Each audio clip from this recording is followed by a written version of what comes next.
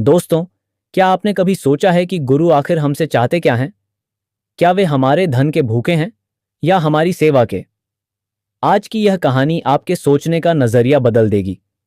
एक ऐसी परीक्षा जिसने दो शिष्यों की जिंदगी ही बदल दी। एक प्रसिद्ध आश्रम में गुरु जी ने अपने दो प्रिय शिष्यों धैर्य और चातुर्य को बुलाया। गुरु जी ने दोनों के हाथ में एक एक छलनी दी, वही छलनी जिससे आटा छाना जाता है। गुरु जी ने कहा, पुत्रों, आश्रम के पीछे जो बावड़ी है, जाओ और इस छलनी में पानी भरकर लाओ। जो सूर्यास्त तक छलनी को पानी से लबालब भरकर लाएगा, उसे ही मैं अपनी गुप्त शक्तियां प्रदान करूंगा। चातुर्य मन ही मन हंसा। उसने सोचा, गुरुजी बूढ़े हो गए हैं, छलनी में पानी भला कैसे रुक सकता है? इसमें जरूर कोई ट्रिक होगी। उसने छलनी पर मोम चिपकाने की कोशिश की, कपड़े से ढकने की कोशिश की, लेकिन पानी फिर भी निकल जाता।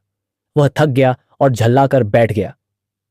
उसने गुरुजी को कोसना शुरू किया। यह तो असंभव है, गुरुजी मेरा समय बर्बाद कर रहे हैं। दूसरी ओर धैर्य ने कोई तर्क नहीं लगाया। उसने सोचा, मेरे गुरु ने कहा है तो कुछ सोचकर ही कहा होगा। वह बावड़ी पर पहुंचा और छलनी को पानी में डुबाने लगा। पानी निकलता, वह फिर डुबाता। घंटे बीत गए। गांव के लोग निकले, उसका मजाक उड़ाने लगे।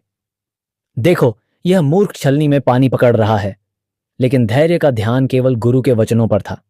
वह थका नहीं, वह हटा नहीं।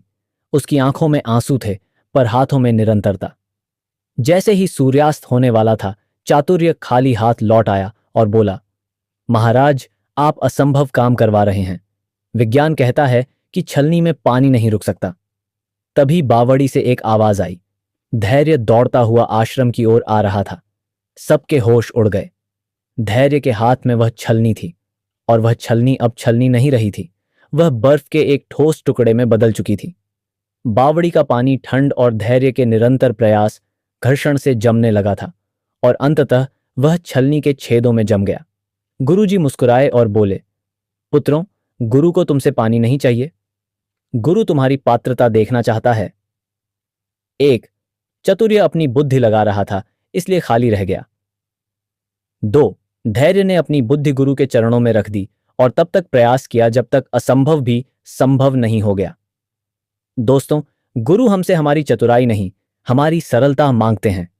छलनी जैसे खाली मन को लेकर जब हम गुरु के पास बैठते हैं, तभी वे उसमें अपनी कृपा का जल भर पाते हैं। अगर हम पहले से ही अपने अहंकार के तर्कों से भरे होंगे, तो गुरु की रहमत हमें छूकर निकल जाएगी।